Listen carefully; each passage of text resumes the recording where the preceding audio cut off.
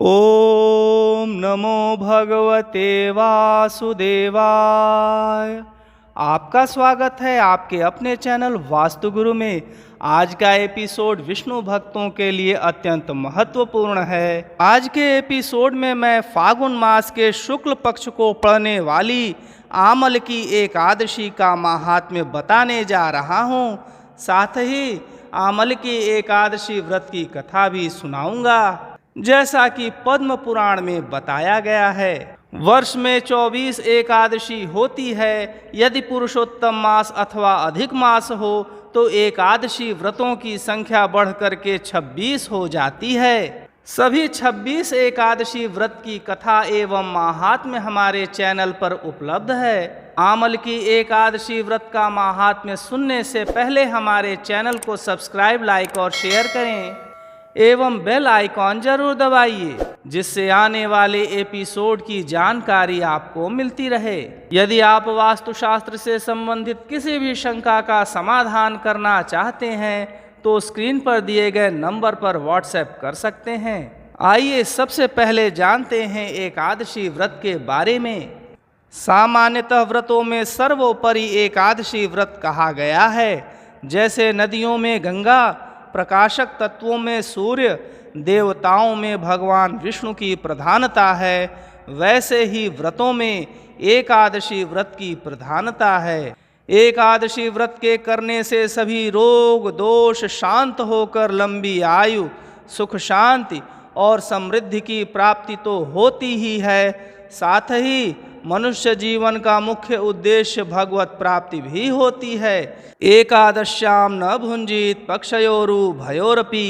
भगवान विष्णु का ध्यान करते हुए आइए सुनते हैं फागुन मास के शुक्ल पक्ष की आमल की एकादशी का महात्म्य एवं आमल की एकादशी व्रत कथा, जैसा कि पद्म पुराण में बताया गया है। युधिष्ठिर ने कहा, श्री कृष्ण, मैंने विजया एकादशी का महात्म्य जो महान फल देने वाला है सुन लिया। अब फागुन शुक्ल पक्ष की एकादशी का नाम और महात्म्य बताने की कृपा कीजिए। भगवान श्री कृष्ण बोले, महाभाग धर्मनंदन, सुनो, तुम्हें इस समय वह प्रसंग सुनाता हूँ जिसे राजा मानधाता के पूछने पर महात्मा वशिष्ठ ने कहा था। फागुन शुक्ल पक्ष की एकादशी का नाम आमल की है। इसका पवित्र व्रत विष्णु लोक की प्राप्ति कराने वाला है। मानधाता ने पूछा, द्विज श्रेष्ठ, यह आमल की कब उत्पन्न हुई, मुझे बताइए। वशिष्ठ जी बोले, महाभाग सुनो, पृथ्वी पर आमल की उत्पत्ति किस प्रकार हुई यह बताता हूँ। आमल की महान वृक्ष है जो सब पापों का नाश करने वाला है। भगवान विष्णु के थूकने पर उनके मुख से चंद्रमा के समान कांतिमान एक बिंदु प्रकट हुआ। वह बिंदु पृथ्वी पर गिरा।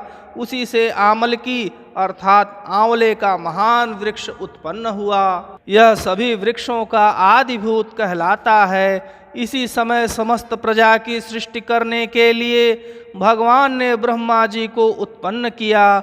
उन्हीं से इन प्रजाओं की सृष्टि हुई। देवता, दानव, गंधर्व, यक्ष, राक्षस, नाग तथा निर्मल अंतःकरण वाले महर्षियों को ब्रह्मा जी ने जन्म दिया। उनमें से देवता और ऋषि उस स्थान पर आए जहाँ विष्णु प्रिया आमल की का वृक्ष था। महाभाग, उसे देखकर देवताओं को बड़ा विस्मय हुआ। वे एक दूसरे पर दृष्टिपात करते हुए उत्कंठा पूर्वक उस वृक्ष की ओर देखने लगे और खड़े खड़े सोचने लगे कि प्लक्ष अर्थात पाकर आदि वृक्ष तो पूर्व कल्प की ही भांति हैं, जो सब के सब हमारे परिचित हैं, किंतु इस वृक्ष को हम नहीं जानते। उन्हें इस प्रकार चिंता करते देख आकाशवाणी हुई, महर्षियों, यह सर्वश्रेष्ठ आमल की का वृक्ष है जो विष्णु को प्रिय है। इसके स्मरण मात्र से गोदान का फल मिलता है। स्पर्श करने से इससे दूना और फल भक्षण करने से तिगुना पुण्य प्राप्त होता है।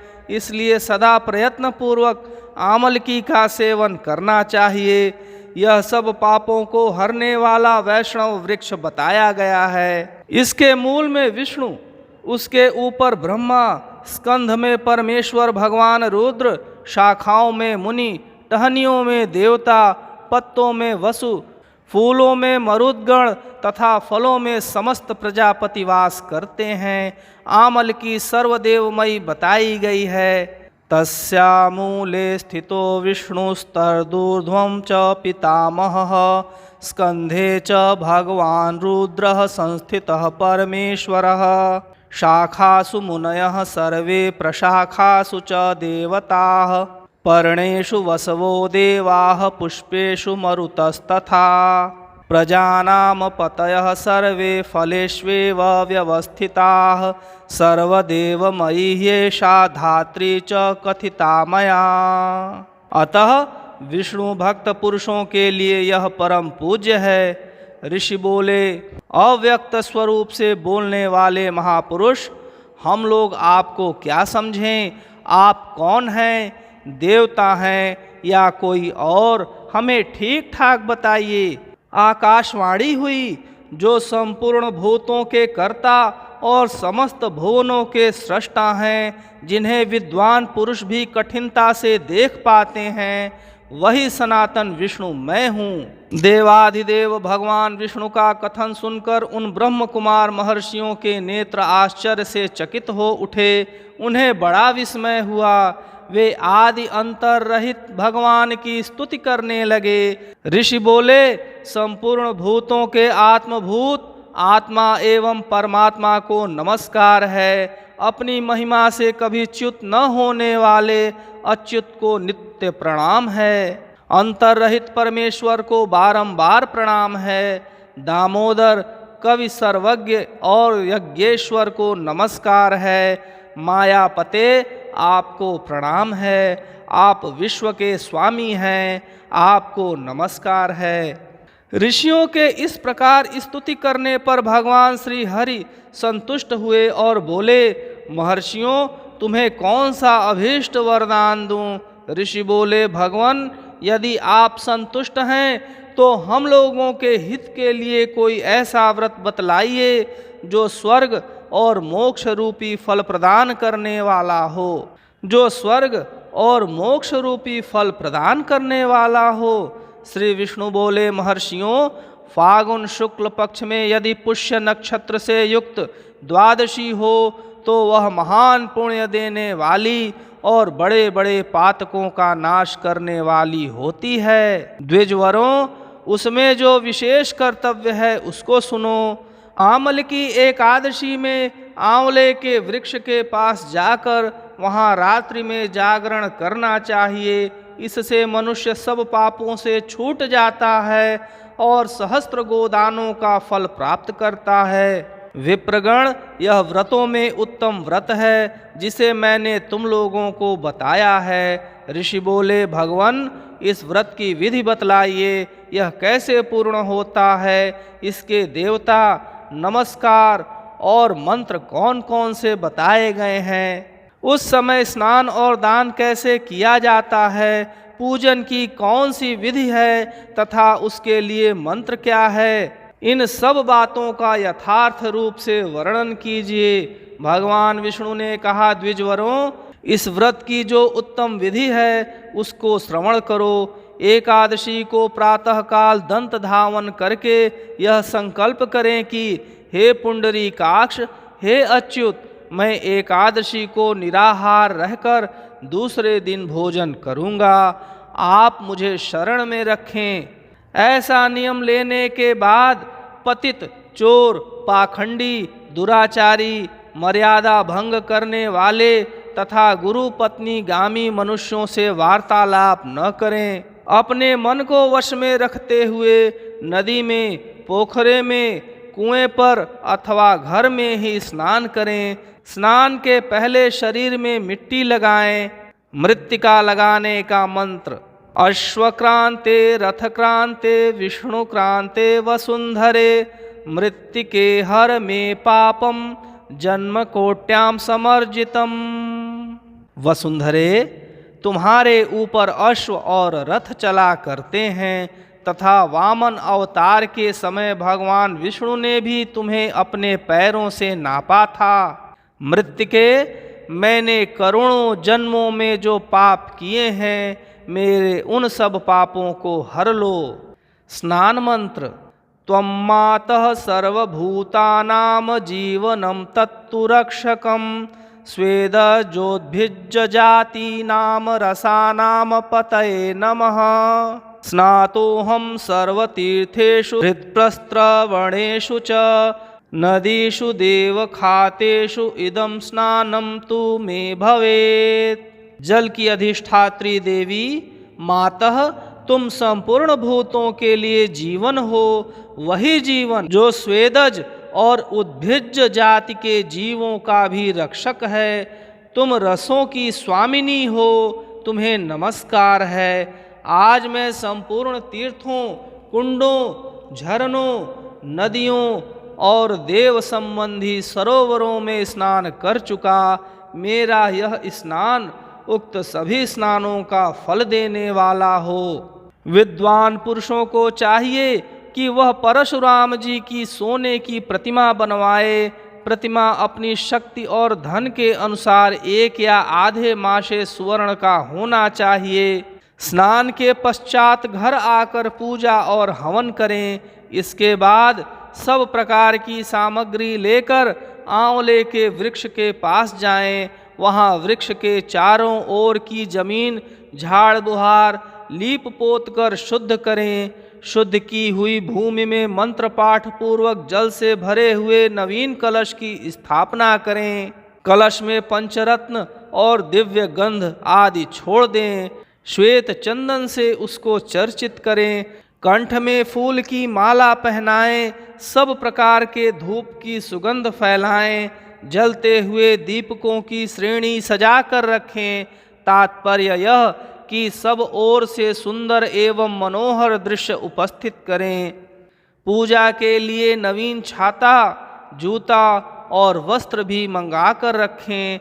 कलश के ऊपर एक पात्र रखकर उसे खीलों से भर दें। फिर उसके ऊपर सुवर्णमय परशुराम जी की स्थापना करें। विशोकाय नमः कहकर उनके चरणों की, विश्वरूपिणे नमः से दोनों घुटनों की, उग्राय नमः से जांघों की, दामोदराय नमः से कटिभाग की, पद्मनाभाय नमः से उदर की, श्रीवत्सधारिणे नमः से वक्ष स्थल की, चक्रिणे नमः से बाईं बाँह की, गदिने नमः से दाहिने बाँह की, वैकुंठाय नमः से कंठ की, यज्ञमुखाय नमः से मुख की, विशोक निधये नमः से नासिका की,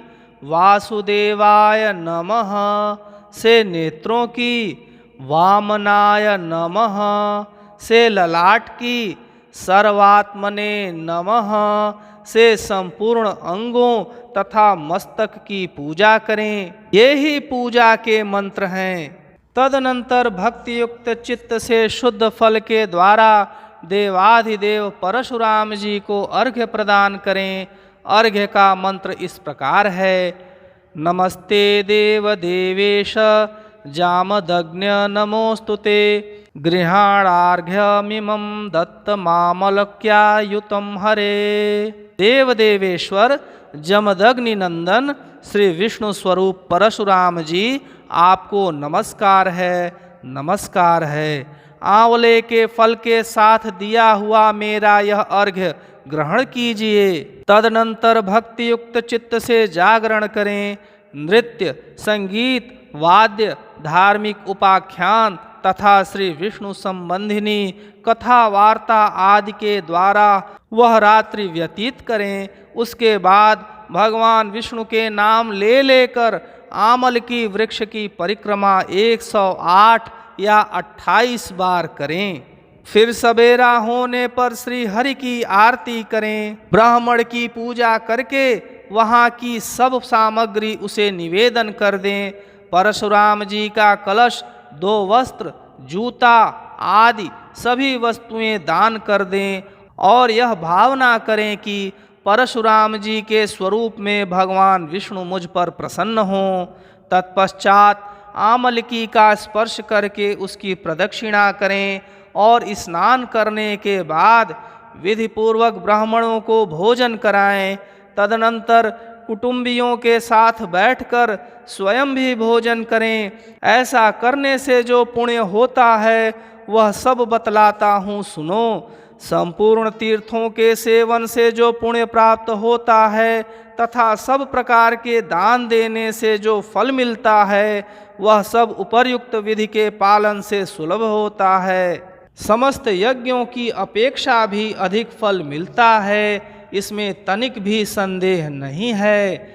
यह व्रत सब व्रतों में उत्तम है, जिसका मैंने तुमसे पूरा वर्णन किया है। वशिष्ठ जी कहते हैं, महाराज, इतना कहकर देवेश्वर भगवान विष्णु वहीं अंतर्धान हो गए। तत्पश्चात उन समस्त महर्षियों ने उक्त व्रत का पूर्ण रूप से पालन किया। नृपश्रेष्ठ, इसी प्रकार तुम्हें भी इस व्रत का अनुष्ठान करना चाहिए।